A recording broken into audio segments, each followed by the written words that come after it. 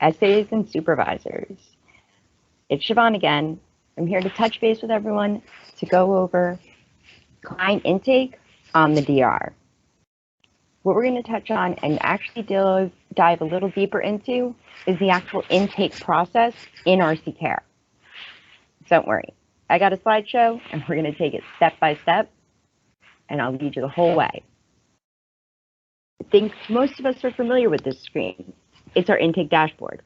It's where we start new cases, check on clients to see if they have an existing case, and the most important, clear our actions by clicking on the My Actions button. What we're going to start with is client comes in, first things first, have they registered with us already?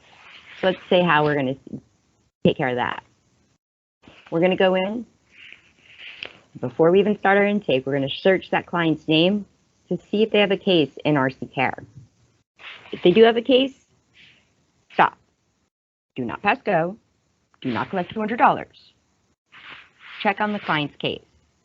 Speak with the client and see what their disaster-related needs are. And then move forward with the support for that client. The support might be they want to file an appeal on their damage assessment. Maybe they just want to check on the status of their case, or they're looking for additional resources or referrals. Based on those needs, we're going to escalate that client or move that client forward to the right person. Add notes in the case as needed.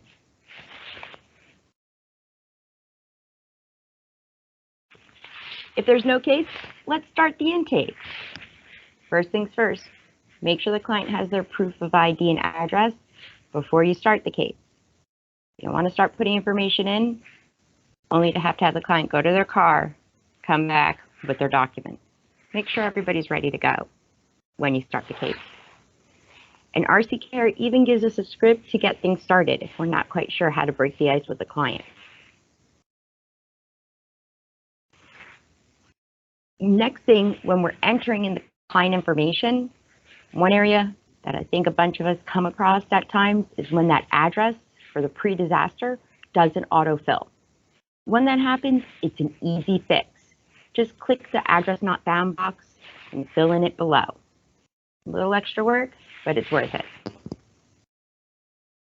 And remember, that bottom box is for the county, not the township or the community name. So here, on this DR, Lee County, Collier County. That's what we're looking for down there.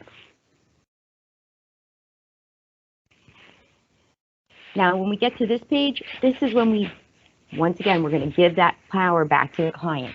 We want them to check our work. We want to make sure that we wrote their name correctly, heard their birthday correctly, especially in this time, in the age of the masks. We want to make sure we heard things right. Let them review the work. And once they consent, click the box and click next.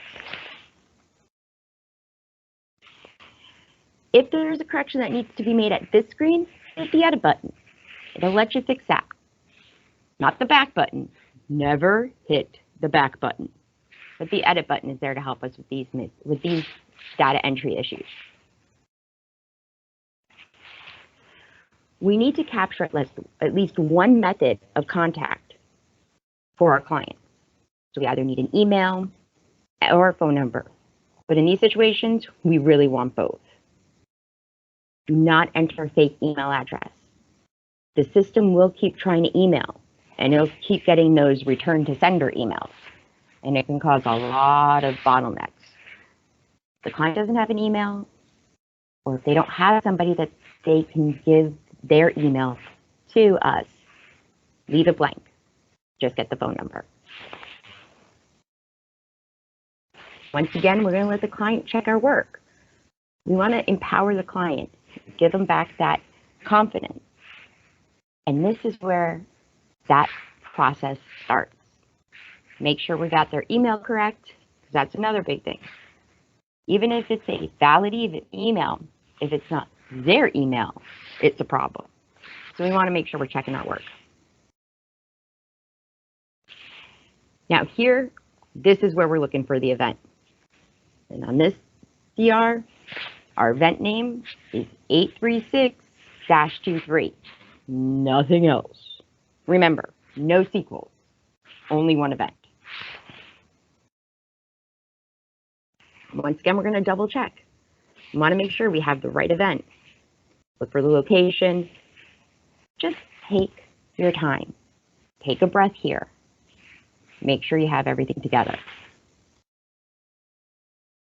Now it's time to add additional household members.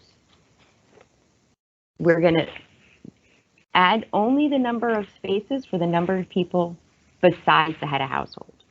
So head of household 1, and it's a family of 3. We're just going to click it to 2. 1, 2. So in this household, it is a 3-person household, including the primary client. So we just need to add the info for 2 additional family members. And again, once we enter those family members' information, we're going to have the client check our work. Make sure we spelled everybody's name correctly, got their birth dates right, their relationship, and if any of the household members are active, retired, or reserve military, we want to know. Our service to the armed forces might have support out there to help this family further. So we want that information captured in the case so we can get them all the support that they could qualify for. The next section we're going to go to is the individual disaster care needs. This is our health, mental health, and spiritual care team. And in this situation, when it comes to these needs, at this point in the DR, disaster health services is durable medical equipment, walkers, wheelchairs, hearing aids, breathing equipment. We're going to go into some of the other services that you're able to support clients with at intake in just a few. But if we are going to be requesting health, mental health, or spiritual care, let's keep in mind the why. What do they need the follow-up for?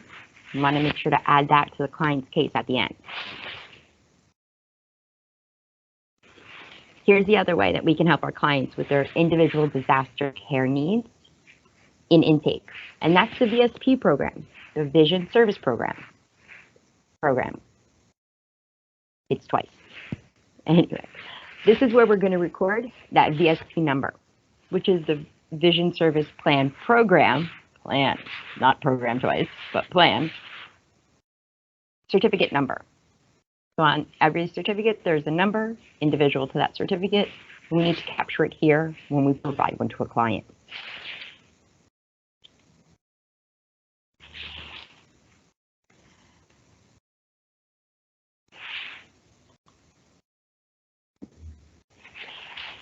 Here's the reset screen. Some of you might have heard me refer to this as the point of no return. If at this point we've realized we missed a family member or entered something wrong, this is where we hit the reset. Go here, start the case over, and take our time. This helps us catch any issues that can slow down the client's process and make sure they get that immediate assistance as soon as it's available to them.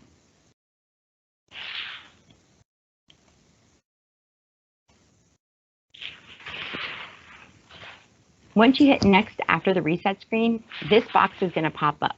This is the GIAC verification box. Now GIAC checks third-party programs to verify the client's ID and address. And in these situations, if this box pops up and there's yellow check marks, GIAC's approved and verified that information. If you see the green check mark, it's GIAC approved. If not to worry. That's where we come in. There's no action or anything you need to do on this page. It's just for your awareness. Now, when we get to this screen, this is the screen of how many responders are verifying what information. Now, on this DR, 2 responders verifying ID and address. 0 responders verifying damage. Now, the way it reads in RC Care, though, your damage assessment verification might come first. You want to watch that. Read through it. Take your time. Number of responders verifying damage, 0. You're going to have to set that to 0. The system is automatic for 2. The second one, number of responders verifying ID and address. That should be 2, you and your partner. The system's going to ask you for who else is verifying the information. Who's the second responder? You enter your partner's volunteer connection number. Their name will pop up on the side. You'll get a pop-up to confirm the account again. Confirm your account. So 0 and 2. And here's where we're going to verify the ID and proof of address for the primary client. This is also where you'll need that second responder token. So the type of ID or the type of proof of address, driver's license, passport, consulate ID, so forth. Once you approve the first one, so once you approve the ID, then go in and enter the address, proof of address. So if the ID and proof of address is a driver's license, you're still going to do driver's license, approve. Then the next one, driver's license, approved. If you hit approve, it resets the screen. So if you put driver's license for both and hit approve for one, the second one's going to clear. So make sure you do them one at a time. And then down below, it'll ask for your second responder, token number. Put the token in. Hit confirm. You'll see a second set of approvals. Your partner can approve it there, and you don't have to worry about it going into My Actions.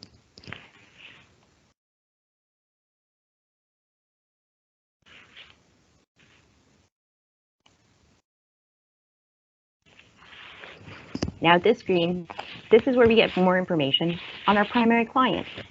What language is spoken in the home? What is their preferred gender?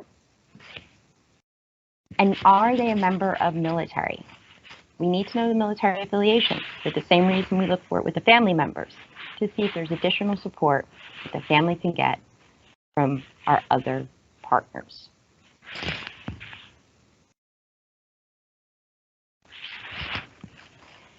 Here we want to see if they want an additional contact. Maybe not a household member, family member they might go stay with, but somebody else that we can contact if we can't reach the primary client. Let's get their information too.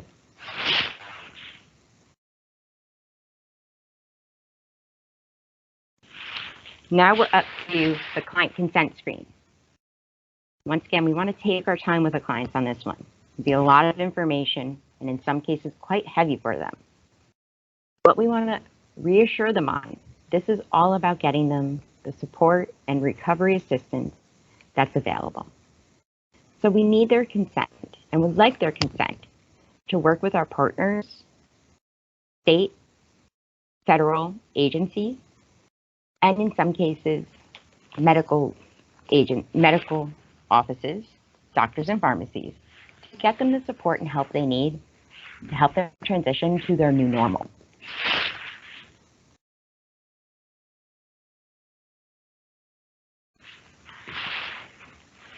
This screen is where we're going to confirm that if the client does qualify for financial assistance, they are interested in receiving that assistance. So we do have to ask this question, though it might be awkward. We want to know if that's the support they're looking for. And give them, once again, the power and control to choose.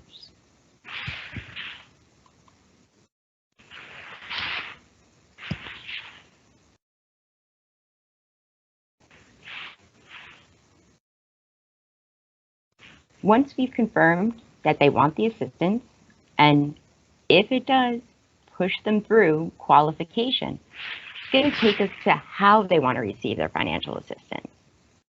So if a client qualifies for financial assistance on intake, it's going to take us to, would the client like an EFT or not? So we then have to walk them through what an electronic funds transfer is. Take the time and answer the questions best to your abilities. Do they have a bank account that has Zelle attached to it? Do they have a debit card issued from their bank that works with MasterCard Send? Is Walmart available to them? Walmart Direct to Cash for Walmart Direct will work for them. Do they have an active PayPal account? PayPal might be an option. This gets the funds to them completely and quickly. If EFT is an option, we'll move them through. If not, we'll issue them a CAC, or as we call CAC cards, which is Client Assistance Card, with the funds on it. We want to remind the client when we provide them a CAC that the funds are valid or available for 60 days.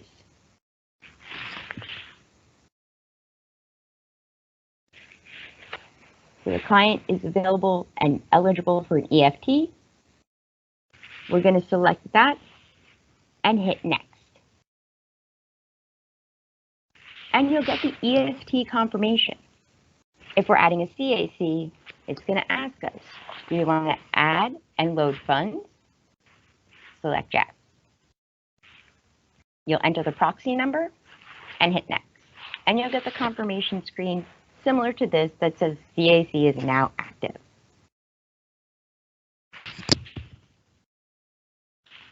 Congratulations, you've completed your intake. It might take some time. Patience is our strength. Giving the client the room and respect to tell their story and get the support that we can provide is essential.